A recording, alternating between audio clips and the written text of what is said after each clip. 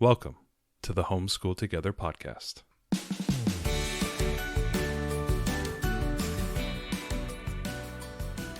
Where one working mom and a stay-at-home dad help you navigate the nuts and bolts of the growing and dynamic world of homeschooling. With a focus on early learners, like me. All the ins and outs of building and maintaining your homeschool life. Homeschool. Find out tips and tricks to make things like this easier. I'm reading. And ultimately, enjoy educating your kids. And what's that last thing? Have fun together. Did I do good, Daddy? Yeah, you did, sweetie. Good job. Hello and welcome to Homeschool Together. Thanks so much for joining us. Before we begin, if you could head down into the show notes, check out all of our links to all of our social media and any other links that we may supply during this podcast. Now, last week, we did a whole wrap-up of like the 2022 year goals, kind of all the things we were hoping to accomplish and all the new cool things that we were looking forward to over the coming year. And hopefully you and your families are getting prepared, if not continuing what you are currently doing, but also looking forward to, what's coming up on the horizon.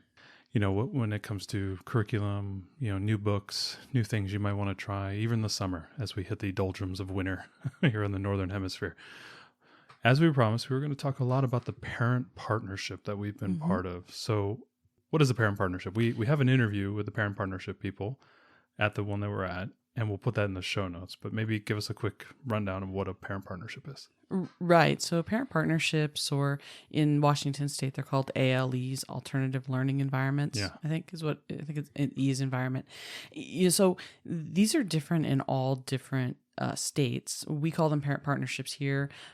In some places they're called charters, or they're homeschool outreach, or they can go by a few different types of names. But essentially what it is, it's a publicly funded school where your child can take either a portion and just be like a part-time student, take one or two classes, or take a whole suite of classes and be fully enrolled in the school. Fully enrolled in a parent partnership is not what you would think of as a normal school. It's not, your child's not going there 5 days a week. Yeah. We are fully enrolled in the school, and we go about 6 hours a week total. So it still is intended that parents are the primary educators for their children, but this gives us an opportunity to augment, what you're teaching at home with something at school. So like you may be involved in a co-op or something that meets once a week, or some other type of, group class. This is the same type of thing, but it's funded by the public school system. So it's very cost effective, obviously, for those of us who live in the district. So you'll find different types of these schools.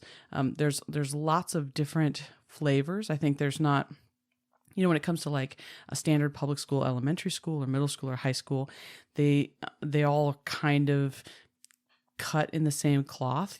Schools are obviously have better and worse administrators and teachers and things, but in general, they're all kind of structured the same way. And then when you get into certain types of charter, special technical schools, or special schools for the arts, or things, they're all kind of run differently. Parent partnerships are similar in that there's not really like one way that they're run. They're all different. There's not like a track. When the kids go into public school, they're all basically on the same track in some respects. Or if you go to a charter that, as you said, was like STEM focused, there's going to be a track for the most part. Obviously, there's some differences on what classes they take, but basically every kid is getting the same experience. And in this case, it's not. And it really embraces the uniqueness of homeschooling and supplies, as much or as little as you want.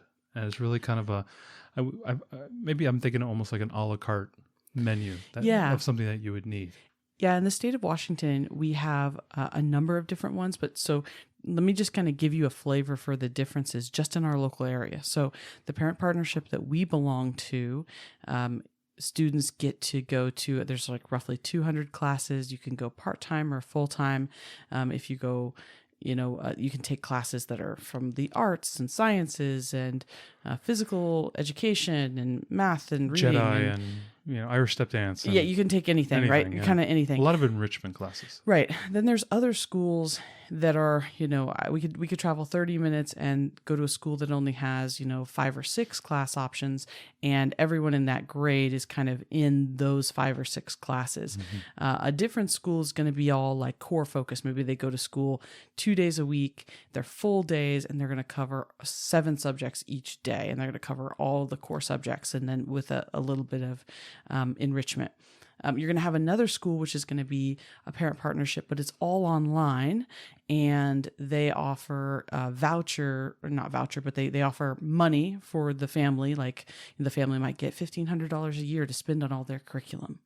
And you'll have another program, like even within ours, right? We have a parent partnership, but then our ALE also has like a Montessori program where the kids go 3 days a week, full day, and that's Montessori. And they also have the forest school option as well. Family Forest School. They also have one that's all about environmental science, and the kids do 1 day a week, and it's all like, I think it's 1 day a week, and it's all like field trip stuff. It's all environmental science. So then they have Book Shark, which is a take-home curriculum. Right, and so some kids are only doing school at home. So I guess I'm just kind of saying there's a lot of ways to do this. It is a public school that is meant to support homeschoolers, which seems a little bit at odds, but we've been surprised kind of how that's worked. And so and the administrator, it might look differently in your area. Exactly, yeah. And so we'll make sure to specify very clearly what we're experiencing in our parent partnership. Right. And your mileage, as you always say, mileage may vary, but go back and listen to the interview that we have in the show notes below, where you will listen to the administrator and I think one of the kindergarten teachers or the kindergarten assistants at the time.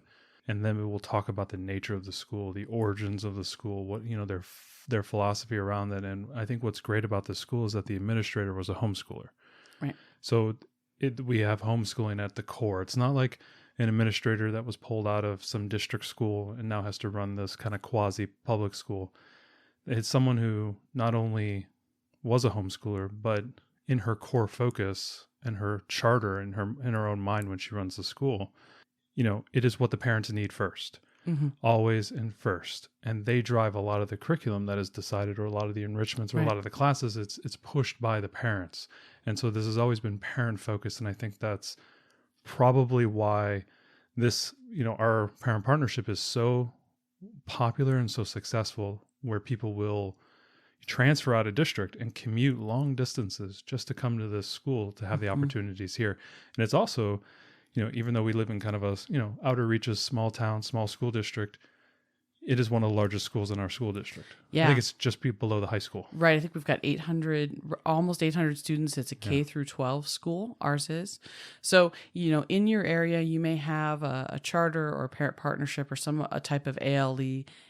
There's all flavors of them. So the things we talk about here might not necessarily be your experience, and know that whatever, ALE you might have in your public school district, the next district over may be completely different. And that's the case here. Like they're all done differently. The smaller one you referenced is about 25 minutes away, and that was one of our questions. If we could not get into the school because there was a transferring element, even though we were within the school district, to enroll into the school. So if we couldn't have gotten into it, we would have had to try, another one to the north of us and maybe even one to the south of us, and those would have been 30-minute commutes. Well, right, and they were different. Those are wildly different. One of them was a drop-off program. Yeah. One of them is kind of the students are more lockstep with their own peers and their age, and there's not as much class choice.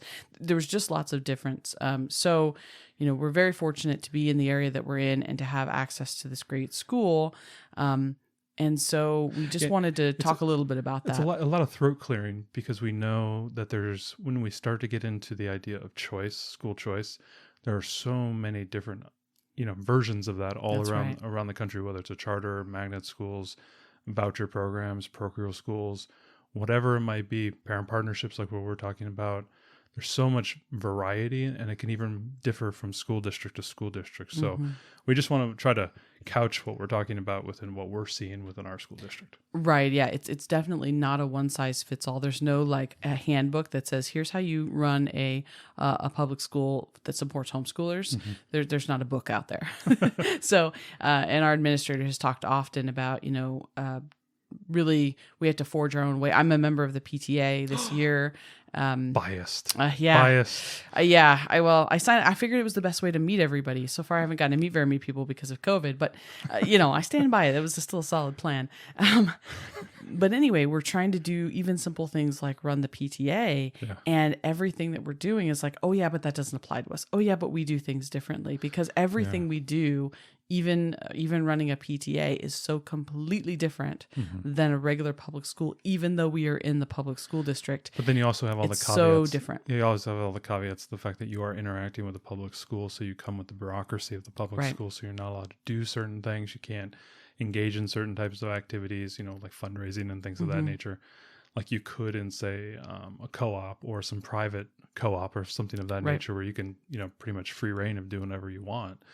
There are some restrictions. So those are kind of the tensions that are involved in this type of program. Yeah. And we know that, folks have heard about them, and depending on what state you're in, you might have options. And so we just wanted to discuss our experience with this, because I know there's a lot of hesitation from homeschoolers, and we are totally among that bunch of, not wanting to, not trusting the public school system, or wanting to go into the public school system. And, how does that work? How much oversight is there? How much control do they take? All that stuff. The school even acknowledges that. They know. They do. They know this tension exists. Yeah. And I think that, we as homeschoolers, one of the things that we love the most is have our freedom to do what we need to do for our children and their education. And so by going to this school, we were, of course, very concerned about what freedoms are we giving up by going to this school, and what's that trade-off. So we wanted to just talk through what other type of requirements might be thrust upon us now that we are enrolled, in essence, in a school. So let's talk about, first of all, why did we choose the parent partnership? We are doing our whole curriculums. We're doing math curriculums. We're doing reading curriculums. Everybody who's listening to this knows this from all of what we've talked before. The first question is, well, why would you join something like this? Yeah, I think we are doing everything at home at this moment that our daughters need to be successful. We will continue to do everything. We will continue, right? Yeah. For us, we are not using this. Some folks will use a parent partnership to teach something they don't feel comfortable teaching, right? Science, I just don't feel comfortable teaching. Yeah, middle school science. I just don't feel comfortable with that. I don't have a chemistry lab in my house, right? So they'll do that. Something they don't feel comfortable with, or I'm having a lot of trouble getting my child to read, so I want to go here where these people can help. For us, it is more about the social, emotional aspects that we can't provide. This school has a choir. I mean, I love to sing, but I cannot make a entire elementary choir in my house. So that's one of the things that we can do with the school. Theater as well. Theater and there's things. Other things. We felt that our daughter is our older daughter is so social, and that we felt that this was a great way. If we didn't do this, then we would need to augment our schooling with plenty of other opportunities for her to be social without us being right there, to spread her wings a little bit and get a chance to learn from other adults, and, interact with her peers, children and whatnot. Kind of figure out how to be a member of her, be a kid and interact with other kids without us there to guide her every moment. So, we felt like that was really important for our daughter. So if we didn't do this, we do already have her in like one athletic class activity, but we would have had to supplement with more. Maybe we would be going out and getting piano lessons, and she would be in Girl Scouts, and she'd be in this, and she'd be that. And we'd have to do a whole bunch of other things to give her those same opportunities. And this one was right here, and it's available to us without charge because we live in the school district. 7 minutes down the road. Yeah, it's very close to us. And there were so many course offerings there. We thought this was good. We also thought this was a really good way for her to have a group of friends that she could grow up with that were also homeschoolers. One of the problems that we have is in our state, because we have so many great ALE schools, we don't have very many co-ops, and especially not very many secular co-ops. There's a few religious co-ops, but there are some states where there are tons of co-ops because they don't have a lot of these type of schools. But because we have the schools, we're totally lacking in co-ops. And the co-ops that we do have are very loose, and we've tried a couple of them and they kind of break down. There's not any strong leadership because there's not that real need in our community because we have these schools that we can attend. So that was one of the problems for us. If we had a really strong co-op community, we may have chosen differently. We may have chosen to attend a regular weekly co-op with our children, but because of the nature of these schools, they've sucked all the parents that would run those co-ops are in these schools. So and being the only it's just our environment. The only co-ops are religious co-ops. There was some element of there's a filtering process that if religious-based homeschooling is important to you, you'll go to the religious co-ops. Right.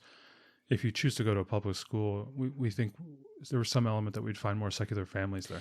Yeah, absolutely. So, we may have made different choices if there were co-ops here, but Absolutely. as there weren't, this was a great option for us that we really wanted to explore. So, absolutely.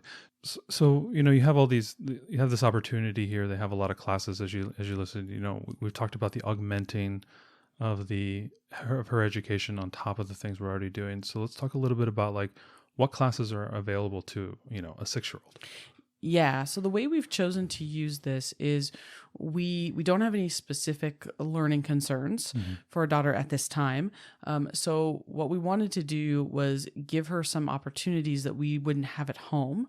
So she's taking a class. Let's talk about the core class, the kindergarten. Right. So she's taking a kindergarten type of class, and that's been really good for her. And it's been great for her to kind of have that normal, sing songs, dance around, type, do crafts, But do also messy crafts. Experience a kindergarten teacher who's it's an A plus kindergarten Yeah, teacher. she's a really, really great, lots of energy. Wonderful teacher. So she gets that, and she's in that class for a couple of hours twice a week. And then we decided to put her in an Irish step dancing class. We don't have anywhere around here that could teach that. She was really interested in it, so we thought that sounded like a good idea. And we have her in a robotics class for a kindergarten. These are, other than the kindergarten class, these are all K through 2 classes. So kindergarten through 2nd grade class. And I think mixed. the bulk majority of the kids that I've been seeing, outside of her kindergarten class, they're all like 6 or 7 years old. They're all basically the same. I haven't seen really an 8-year-old in these classes. Right, or a 5-year-old. They're really more in the 6, 7, and our daughter's 6, so that works out nicely. And then we have her in a Lego mastery class because she's really into that, and a woodworking class. They have an entire giant wood shop there. They have a 7,000-8,000 square foot woodworking center. Right. It's like a massive. They built tiny houses. Yeah. It's So crazy. so there's just some things. So this year we wanted her to. Our goals for the year, obviously, she needed to take. We wanted her to have a sort of a kindergarten experience, and she did need to do something that was kind of core. And we'll talk a little bit about requirements in a bit, but. We wanted her to do something that was athletic, which is the dancing. We wanted her to do something that was creative, and that's the woodworking. And then we wanted her to pick a couple of things she was just super interested in, and she was very interested in the robotics and the Lego. So those are the classes we chose. And every year what we're going to be looking to do is give her something physical, something creative, and something music. There's not really a lot for music, but when she gets into 1st grade, there will be a one to do. Either she's going to be in piano or beginning strings or choir or something musical, because that's something that I love but can't really teach very well. So something music, something creative, something physical, and then something that there are a couple more classes that she's interested in.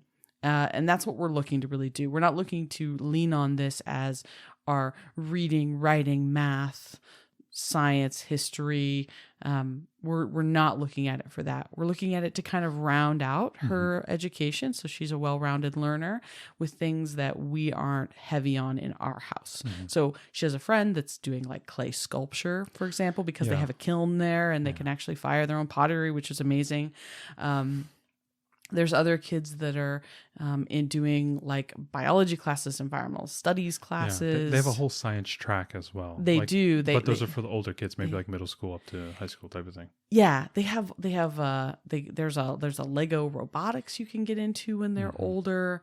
There's tons of different. There's also, bunch of Spanish languages. Right, English we want to classes, use it for foreign language too. There's literature classes, math classes. I mean, they have a lot of the traditional classes that They you would do. think.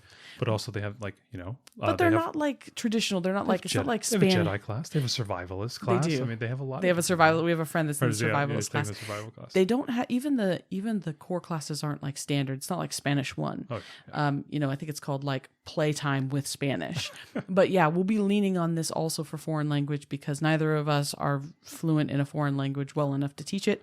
And we could do online things, but we'd like to try to do something in person for her. So we're looking for things that we want to go outside of what we do here, the core of our schooling at home, and use the parent partnership for that. So that's what we're really looking to do. And every year we can take up to 7 classes. So we can, take whatever variety we want. And we are able to switch in and out of classes kind of whenever we want. So we could also do half a year of something and then switch if, it wasn't working out. So we've got some options. Yeah. And maybe go into a little bit about moving classes, like how freeing that is. They don't hold you into a class. If you want to leave, you can leave. Well, and I think I think that this goes to the whole environment of the school. And this may be unique to our school. Yeah, but I think that in general, because the school is, first of all, this school, like many ALEs, requires parents to be on campus. If your kid's on campus, you have to be on campus. Up till I think age 12. I think. I think it's 12, and then as long as they have good behavior and you sign off, they can be on campus by themselves. But before that, parents are all on campus. And that makes for a totally different dynamic than a public school would have. I mean, has that feel of like a really big, library with a bunch of parents coming in and checking out books. Like there's just kids everywhere. There's kids everywhere. There's parents everywhere. There's parents. There's older kids, younger kids, like babies. I take the 2.5-year-old with me. Yeah. Right, and her bike. She rides around in her strider on the park. ride around the campus. Right. So there's tons of kids and parents and babies, and it's kind of like a joyful chaos at this school. It is. So I think that the whole philosophy is just different there. And, for us, they don't have any hard and fast rules about she has to stay in this class. If she's not digging a class, we can switch her. And we don't have to have any reason. In fact, we accidentally signed her up for a class that technically she was applicable for, but it was like a little bit too much ahead of her. Yeah. It wasn't what she was really looking for. And we switched her on the first day and made a switch. We didn't even have to notify. We just we told the teacher, should we come into your class in the morning? And the teacher said, great. And the teachers just rolled with it. It was such a weird experience going to a public school and having them be totally fine with you just like dropping a class and adding a new one overnight. I literally let the teacher... It was like that afternoon. We sent an email and we attended the next class. I sent an email at 5:00 and said, hey, I just transferred my daughter into your class at 9 a.m. tomorrow. I know that you probably won't be ready for her. We'll be there. But we totally understand. We'll just do some other schooling with her while you do your class. And I got an email back like 10 minutes later. She goes, I'll have a desk set up for her. And they did. Yeah. 9 a.m. the next day. It was the weirdest experience. And, because parents are on campus, parents are in classes with their students. You don't have to be in the class, but a lot of parents are. So if a student needs extra help or wants extra support, a parent can be there. If a parent is curious about what's being taught, you can be there. Grandma is going to school later this week. We have a podcast interview to do, and we asked Grandma if she could go to school, and she's going to sit in on all of our daughter's classes because she can be there for as much as she wants. Younger siblings can come and sit in the classes with their older siblings as long as they're well behaved. With Fundergarten, I have a volunteer duty where periodically I have to attend and help out, and I had to bring the 2.5-year-old with me. Right, and the teacher was great. The kindergarten teacher set her up with like a box of crayons and said like, here's some coloring pages. And when the kids go out to recess, or the kindergarten class goes out to recess, if the 2.5-year-old's there, she just joins the class and they all go to recess. And at the end, when they go into the classroom, the teacher waves and is like, hey, here's your toddler, And so, but it's a totally different environment. There's ukulele classes with parents in the back who are also learning to play the ukulele. And it's this just, it was hard for me to wrap my head around it. I'm having trouble even putting it into words because it's very free form. It's very free form, and there's nothing so strict about any of it. And I think it's liberating for the teachers there too, because they know that we're still the primary educators. Yeah. And that, we're coming here because we want another experience for our kids. But that teacher is not responsible for ensuring that my child can read at the end of the day. Oh, yeah. Or write. I mean, there's like it takes some pressure off them. And I think it totally does. It almost feels like the school has created this walled garden that from on the outside, the school district looks at it and says, public school. They're doing a good job. Paperwork's good. And then when you cross that walled garden, you get inside and it's very free form and fun. And it almost feels like as if a bunch of homeschoolers somehow magically got allocated some backpack funding, and we all have created our own little school within a public school. And it has that feel to it. It has that feel. Yeah. It's very interesting. You've got all these parents and little kids. And it was funny when we first started, I asked like, okay, when's parent teacher night? And the administrator kind of laughed. She goes, well, every day is parent teacher night. So we don't have one. And because we do. I talk to the teachers. Every day you see the teacher because you're walking your daughter from class to class. I put her in, I take her out. And, if there's a problem, we're addressing it right up front. So it's a very different feeling. It's very freeing. And I was worried at first about were we going to feel rigidity when we went there. Yeah. And it's the exact opposite of that. Yeah. And I'm really thankful for that. So I am. Yeah. And different parent partnerships will be different, but most of them have parents on campus, or if you can drop your child off, that's optional, but you could be on campus. Yeah. So it's being intensely involved in your child's education, right? I think as homeschoolers, we all homeschool a little bit differently, but universally, we are all very involved in our child's education. Even if we're just administering them, they're doing some online stuff, we are still highly involved. Yeah. And it would feel so weird to just like drop her off and then pick her up and be like, how was your school? And she'd be like, oh, it was fine. I couldn't do that now. Yeah, I'm too involved. And so this school supports how involved we want to be. And the other little scary thing too is it's almost like, imagine like playing like a dog whistle, and all of a sudden you see like 50 dogs pop up. We live in this world where, it's our house, our street, with the few friends and family we all know, individually. And then all of a sudden we go to a school and there are, hundreds of homeschooling families. And it's like, where are all you strangers? It's like my whole community is filled with homeschoolers. It almost feels like there's almost like a communal aspect there where you're like, man, I'm around my people that I've never known existed in my community. It's like we all kind of congregate at one place, and it's really nice. It's not like, you walk in, you start doing secret handshakes and stuff, but it is nice to walk in and go, wow, look at all these big families. Look at all these awesome families. Look at all these kids. These are all homeschool kids. And I don't feel as weird being a homeschooler. I don't feel as insecure. A lot of times we have little insecurities. We all do.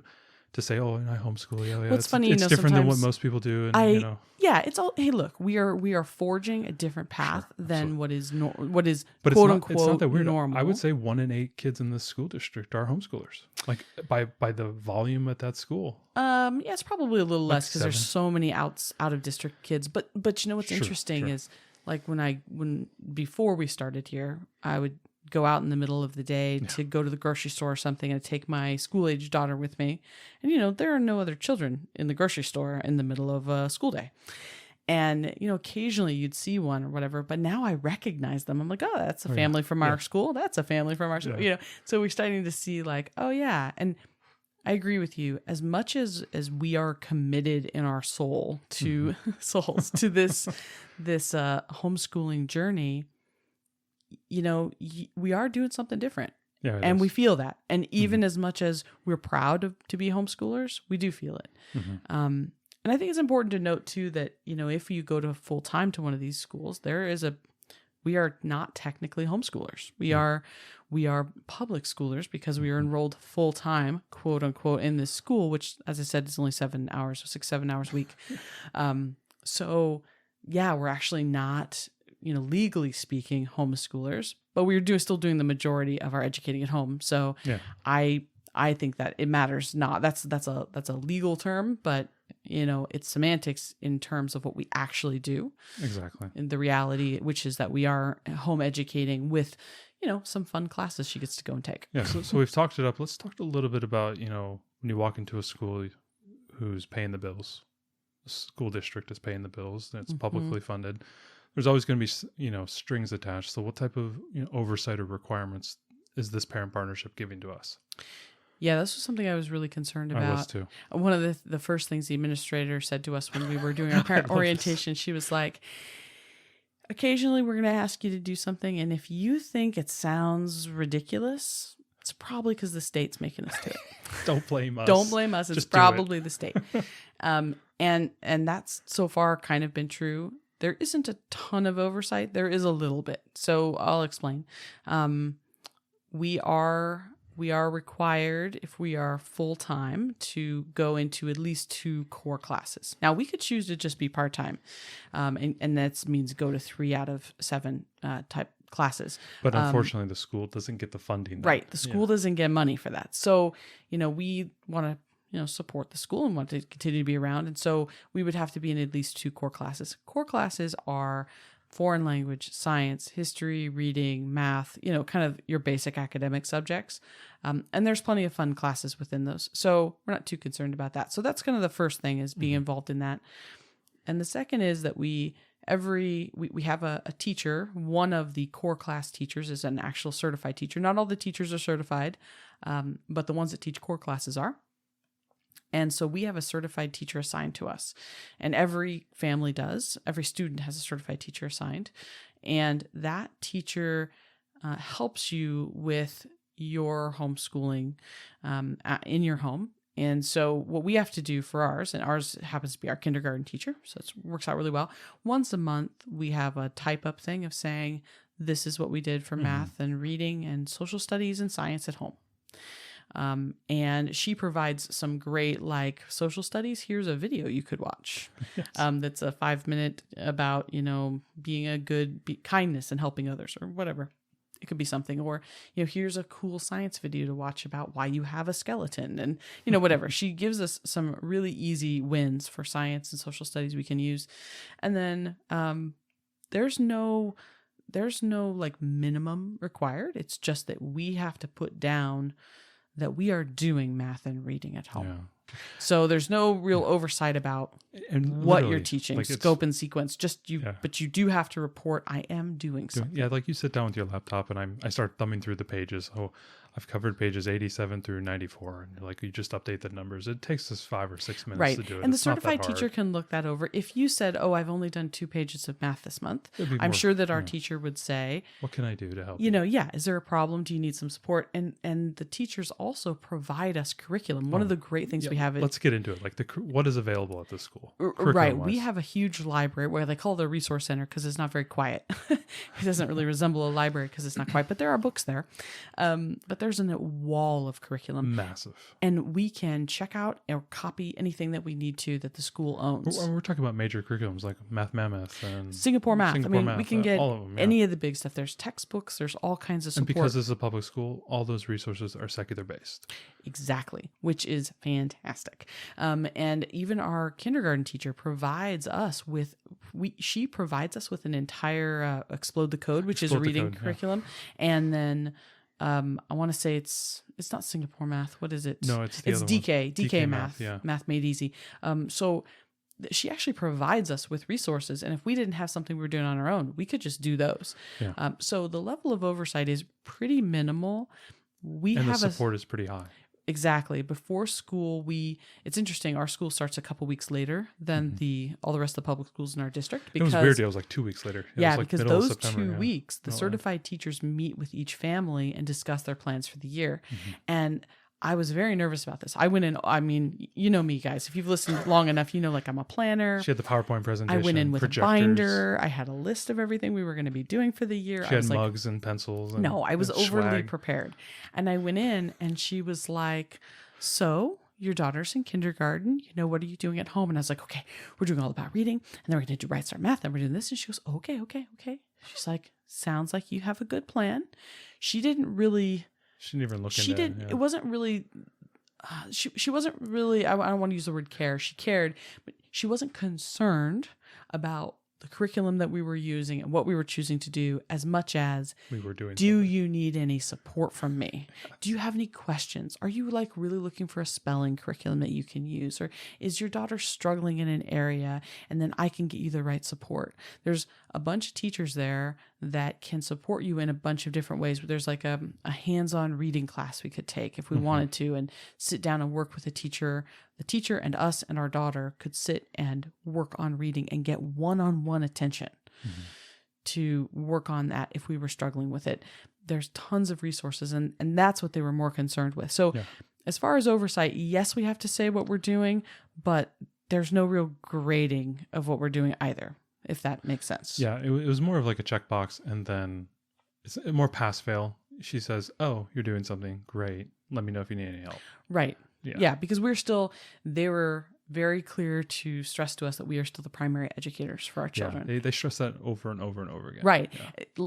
More like, do not slough your duties off onto us. yeah, we are not going to do all of your schooling for you. You are here to take these discrete classes, and we are here to support you with whatever you need, but this is still up to you. Now you could appreciate it. replace some subjects with the classes. Right. If I mean, we could take a Like, science. I'm just terrible at math. They have very good math programs. And you could say, I'm everything, taking a class and that's going to be my math. Sure. Or I'm taking a class and this is going to be my foreign language. But you certainly cannot outsource your child's entire education to this school. No, absolutely not. That's not in the cards for this. So let's talk a little bit. We've talked about the school. Kind of the culture of the environment, the support you get. Let's just talk about the physical school. It's one of the older schools in our school district. Yeah, unfortunately. They're kind of always going to get the hand-me-down school in some respect. Yeah. When they get a new levy, maybe they will build a new school. A lot of ALEs will get like a portion of another school. Yeah, a couple of them have like a that, wing of an elementary school, Yeah. or the third floor of a middle school. So it's little always bit going to older, be a sharing situation or a hand-me-down school. Our school's very old, and there were in the past problems with maintenance and things on this school. So it's something that we're always kind of having to keep up because it is an older school, and so that's kind of one of the things, when there's bond levies and things, I don't think these schools are the ones that are getting like everybody's super excited about, because most people's children are not going to this school. We're not getting a brand new, beautiful building, unfortunately. But what they do with the schools is, I think, pretty amazing. They do. All the facilities. We have two massive gyms that you can do full-on basketball courts on. They do gymnastics and rock climbing and whatnot. And one of them, we do the dancing, and the other one, they have kind of a sports, active outdoor play thing there as well. They also have, as we mentioned, the massive wood shops, the huge it used to be a art middle centers. school, so there's a like whole wings. pottery Yeah. area. They've got computer labs, they have science labs, chemistry The labs. tech They've is got there, the campus-wide Wi-Fi. I mean, they have all the facilities. So it's an older school, but they have a lot of things that you wouldn't get in maybe even in elementary school. Exactly, yeah. And they have, like, I think, a little bit of a culinary arts thing where I think They do. Yeah, we can take sewing. It's like home. It's been pushed down a little bit because of COVID, but I heard it used to be more of like they used to prepare food and stuff. Oh yeah, they have a whole home ec area where they do cooking, and they also do like sewing and other classes. Our daughter's super excited. Yeah, a lot of life skills take stuff. sewing. Yeah, absolutely. But also they have, the science wings. They have a lot of books, as you said, with the library. I mean, huge catalogs of readers. It's funny. and We whatnot. almost would not need to go to our regular library if we didn't want to, because our school library or resource center is so big. It is so big. Yeah, it's amazing. And so basically it's all like kind of pod-like. So even though we're kind of in the Pacific Northwest, our school is outside. Like, to go from class to class, a lot of times you have to go outside. Yeah. It reminds me of going to school in Florida, where right. like in Florida. Reminds me of California too. Pods. School, like everything is just in a pod, and then you walk out into clusters of like classes. a covered area, and then you go to your next, and you're outside. Yeah. Reminds me a lot of our Florida schools, but so it's kind of designed in that way. And there's a huge playground they just put in. There's a huge parent area wing where parents can sit at tables, do home education. So you'll see a lot of times kids will be in classes, and then maybe another student is waiting for a class, and they'll be doing their homeschool right there at the table. You'll see these families rolling in with like suitcases And they'll carry. Oh their yeah, they're there curriculums with for the them. day. Yeah, They're yeah. bringing lunch, Snacks. and Yeah. snacks, and Computers toys for the and baby. toys. and- They have play area for the younger kids. So there's a lot of amenities in the school, and I think that's just because it's so big, right? They have so much there. And Right. there's so A lot much of schools, capacity. there's another school in our area we had considered going to, and it's like one wing of a middle school. Yeah. And they have one central area for parents and then like 4 classrooms that come off of it. And that's their whole ALE. Yeah. I mean, they have a very short list of classes, still just a great school and a better, smaller environment. One of the things I like about this is it doesn't seem too difficult to transfer between districts if you wanted to. Mm-hmm. We could kind of choose, if we thought, this school's so big, we're not meeting enough families, we're not getting enough friends, we could go to a school that's smaller where they hold our hand more, or we could go to, hey, I really need to be able to drop my child off. I really can't be there. Okay, we could go to this different school. There's so many different ones. We could kind of choose how we, which one would suit our family best. So we've talked a lot about at the school. Let's talk a little bit in the nuts and bolts of people. We got to give the people what they want. Matt Booza, Arrow Booza, what is your Siskel and Ebert thumbs up rating on this? So let's talk a little bit about our concerns about the school. Like, what are the things that we've been worried about that have kind of been nagging at us? For me, it's the schedule. I didn't realize, like when we started this, we scheduled so that the little one would be at kind of a 2 to 3 year old preschool on a Mondays and Fridays when I would be home with my older daughter and she's not going to the parent partnership. That would give us a ton of time. And then on Tuesday, Thursdays, I would bring the little one with me while the older one went to school. And it left me just kind of this like ribbon of time in the afternoon in order to get homeschooling done. So I feel like my homeschooling is really reserved for Mondays and Fridays. And then this like 2-hour window that runs straight through Monday through Friday. And that is the only time I get to homeschool. And so for me, part of the concern that I have now, and I think we're going to alleviate this next year, is not having enough time at home to do the homeschooling that I want to do. Yeah, it definitely eats into our time more than we were expecting. And we all are embracing our unpaid Uber driver jobs that we all are. I drive my children around all day long. So it does feel like we're constantly going, like every single day there's something to do. And not that that's a bad thing, but I do feel like I would like a little bit more time to be relaxed with my daughter doing homeschooling. Yeah, I mean, definitely. I think definitely. that's my only concern is that I think not that we bit off too much, but that we scheduled incorrectly. Yeah, I think that's probably maybe a rookie mistake. We wanted to sign up for as many classes as we were eligible for because our daughter is excited to go. And while we can miss classes, and that's one thing I guess we didn't cover, is that we are able to miss classes as long as we have one contact per week with a certified teacher for the whole week. That's all we need. And we are able to Otherwise, go on. You got to do kind of a phone call. You could do a phone call with them or video call or something and make up that. Or, we can go on extended vacations if we want to. We don't have the regular type of absences thing of regular public schools. None of that really exists here. It's very, very different. We can miss up to like 20 consecutive days, I think, before we'd have a problem. So, so that's not an issue, but it's true. We did sign up for quite a bit. I think that where I'm concerned a little bit is that because they aren't the primary educator that's not how they're focused, that I'm not sure if the rigor is there in most of the classes. And now this could be because our daughter's only in kindergarten and these are K through 2 classes. So maybe I'm expecting a level of rigor out of them, which is not really supported. But there's no homework. There's very little take home stuff. We had some at the beginning, but we haven't had much since right. then. The teachers were all really good the first month and a half of giving some very, very short at home assignments. Watch this video. Watch a video and talk about it. Play with this app. That type of stuff. Yeah, it was very simple stuff, but they haven't done anything since the first month and a half as far as homework goes. Ariel, it's because our daughter excels to such a level. No, I think do that not they're feel just. the need. No. I think because there isn't it's not like, they have a scope that they have to get through this year, right? There's a scope and sequence that we must get through because we're in second grade and second grade does this. And, teachers are driven to get this whole thing done, right? There isn't that. These are all ad hoc classes taught by a variety of teachers. They can teach them in whatever style that they want to. Yes. They can be as rigorous or as loose as they want to be. It's all very freeform, that I worry that our daughter doesn't always take it as seriously, right? That now, again, she's in kindergarten. So, but I'm like looking ahead, I want to make sure that I could definitely see some classes being just like, I don't know if she's going to get very much out of them because she's not thinking that they're as important as what we're doing at home, because they are fun and they are fluffy and that kind of thing. So I want to be a little bit cautious in the future. But even I agree with you. There is no rigor. There's no testing. There's no quizzing. I mean, obviously she's at the kindergarten level, so there may be some of that stuff later. But for the most part, you're right. It's just fluff. But I think in the fluff, she loves what she does though. Like she absolutely like her loves woodworking class, her dancing class. Right. She loves it. The class sizes are also very small. We're talking about 12 kids, 13, 14 kids at the most. That was the kindergarten class. I think every other one of her classes. Like her woodworking class is only 8 kids. 8 kids, yeah. Like most classes are Irish 12 step or dance under. is 3.5. I mean, whenever that third girl shows up.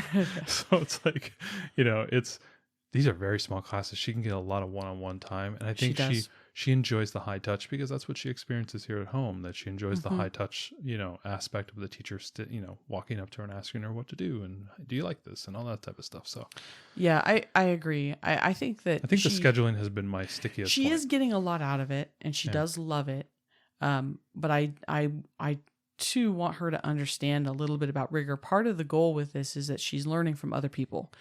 And we're not the only educators, right? She does need to be able to, we've even seen this with her at her gymnastics class where she was not listening very well to one of the teachers. She's like, oh, this teacher doesn't like me. Well, it's because you were talking the whole time and you weren't listening to the teacher and she wanted you to actually listen. It was, as a young man in my years who played 25 years of sports, I loved when I heard, she goes, this teacher's really hard. I go, oh, really?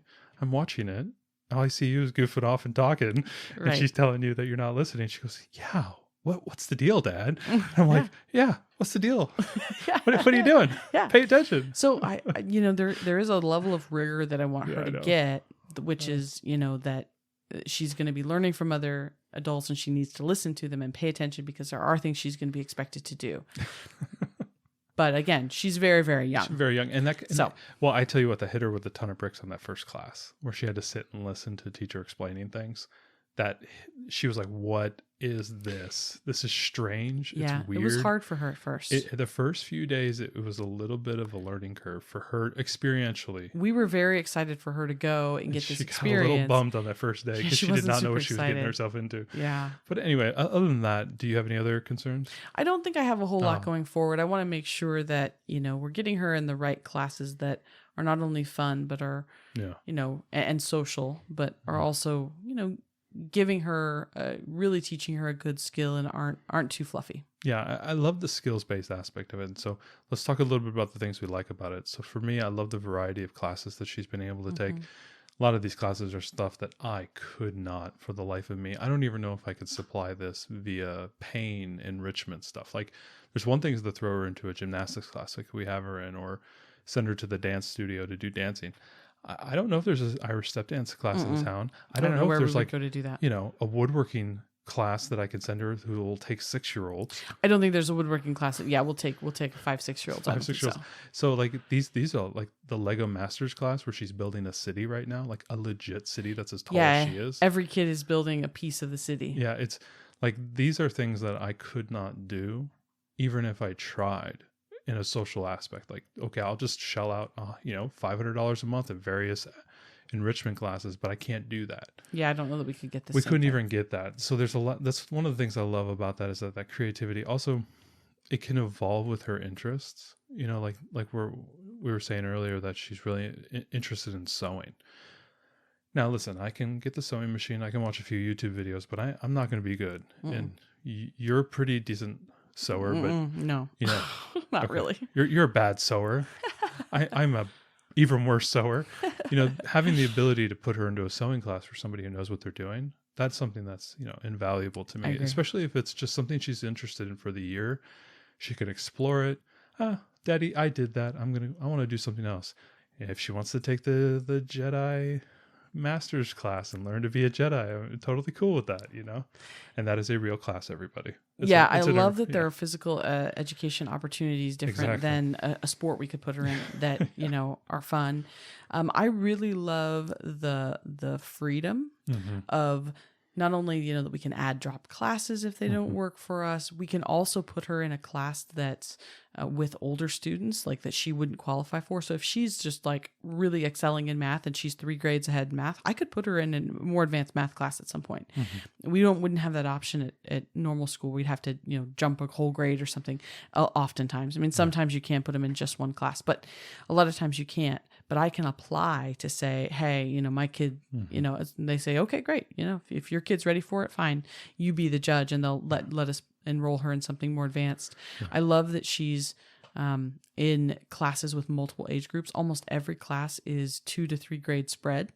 So she's not just there with kids exactly her age. She is on a campus with kids of all ages. There's teenagers walking around and there's babies crawling around. And so I love that she's in more like a real world environment with lots of different types of people of all ages and things.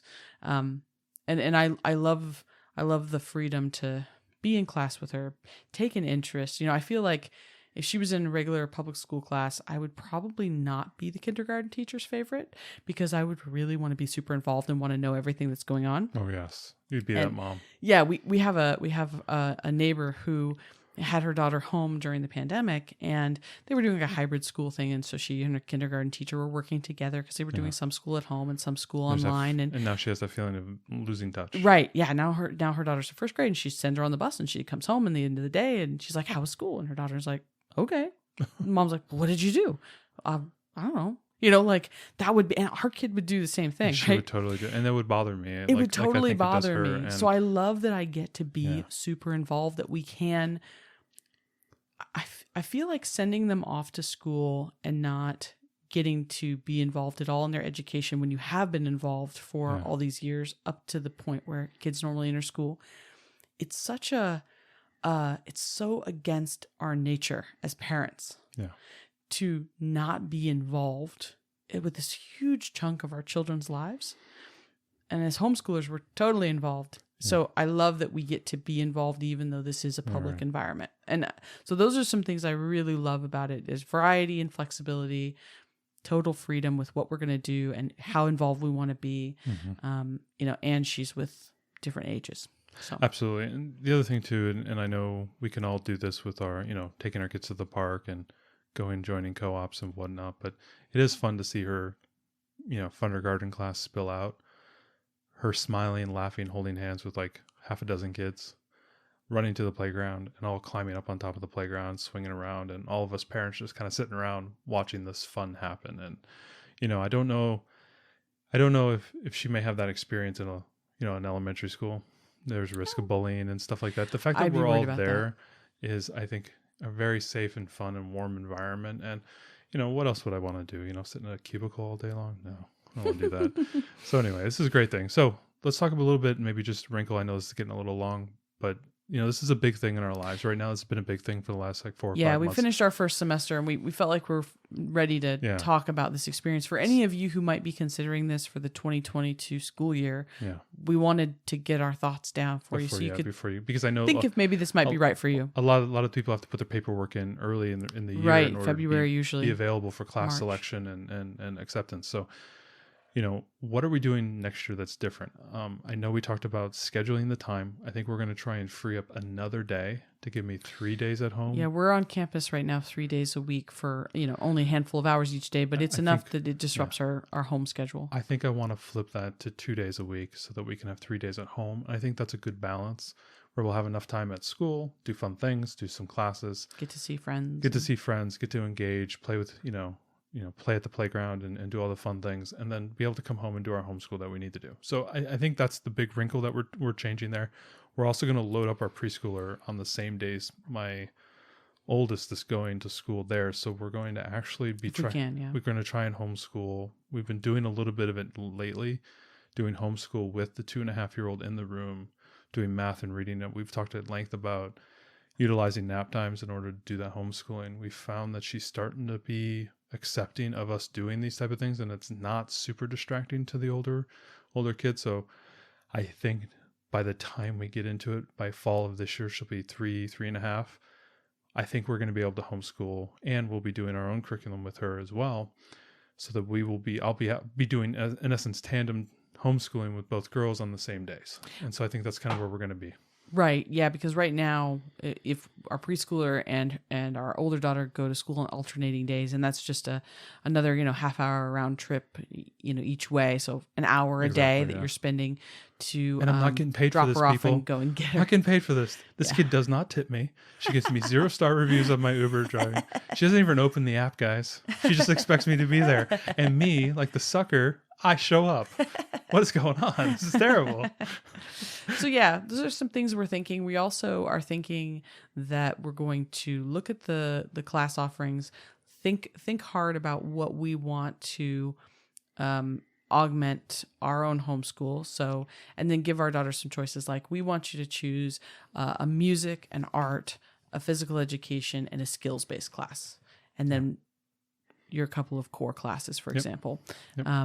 And then let her choose among those. She can choose what interests her, but give her some framework, and try every year to maintain some framework, so she always knows, okay, I need to choose a music or an art, that kind of thing. All right, Ariel, you got 3 minutes. Let's keep it under an hour. I'm going to be editing this afterwards. Let's do what we always do at the end of our podcast, talk about what we're into. Ariel, tell them about the apps, tell them about the fun, tell them about the games. Go. So I have a New Year's resolution about playing more board games, because I know. Okay, guys, listen. I know we always talk about board games and how much we love board games and all that stuff, but here's a small secret. We don't get to play very many board games. We have a lot of board games, and we do game school. And we game school, as often as we can, but it's not as much as we would like, mostly because we have a 2.5-year-old. So we used to game school quite a bit more, and we do still do some of it with our daughter. But we made a resolution this year that we were going to try to play games every single day.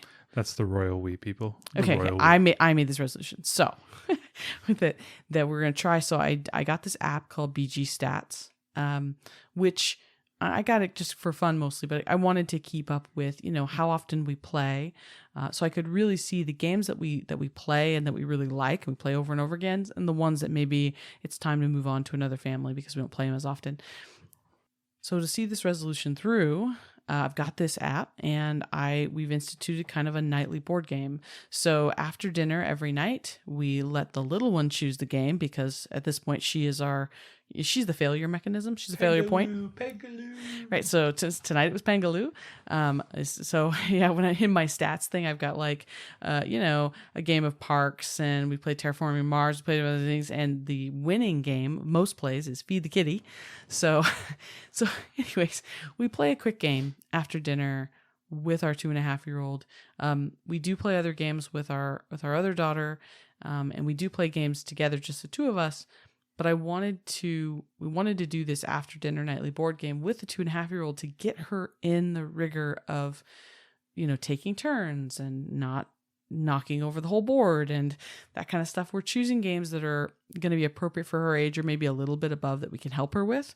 But we're trying to get into this rhythm of doing this every night. We've done it since New Year's, and we're really happy about it. I think it's been really fun. It's been good for our family, and I've been pleasantly surprised with what our 2.5-year-old will let us do and will participate in. Yeah, it has been. It's been a nice, I think, sitting down and playing games instead of, we like to watch Bluey. We like to watch Clone Wars. We're making it our way through the whole 7 seasons or 6 seasons. But, playing that game together, it's very heartwarming. Sitting across. I know. I almost cried the first time because I was just so excited. I think our expectation was going to end in disaster. Well, we have not And it played in didn't. so long Yes. because, we've sample played a few times with our younger daughter around, and it has gone so horribly that we have we're scarred. And so then we would wait several months to try again. It would go horribly again. And we were like, you know what, we just got to wait for a while. And we were like, you know what, I think she's now old enough that we can approach this. And I'm glad we came back to it. So, if you're feeling like you're not playing enough games, or, you just, sometimes I felt like after dinner we would all go our own directions, sometimes. And now I love this, that the kids are excited to clean up dinner and help us get things cleaned up because they want to get the table cleaned off so that we can play a game, because that's what we do. These games last 10 minutes or less. They're very short at this point because we have a little one. But I love this nightly rigor. I think that it's good for the heart and soul. I feel more peaceful and more calm by having played together. And I think the kids are cooperating better by playing. And I know that that's, we talk about games and stuff, but we don't often get to practice as much as we preach because we have such a young child that has been so chaotic. But now we kind of get to, and so that's what we're into. Absolutely. Playing games every night and keeping my BG stats. We'll see by the end of the year how many plays of Feed the Kitty will we get in. We'll make sure to keep us honest by the end of the year. We'll post all our stats. But anyway, hopefully everybody has a good week. Take a look at your parent partnership if that is something you're looking at. Yeah. Check out the previous interview we had with the principal, president, administrator of this parent partnership. It's she'd probably appreciate that. And we have that interview available. So hope you enjoy, and we'll catch you later. Thanks so much for joining us today and making us a part of your homeschool journey. Please engage with us on social media. Join our Homeschool Together podcast group on Facebook and find us at Homeschool Together Podcast on Instagram. We'd love to hear your feedback, questions, and recommendations. Until next time. Happy homeschooling!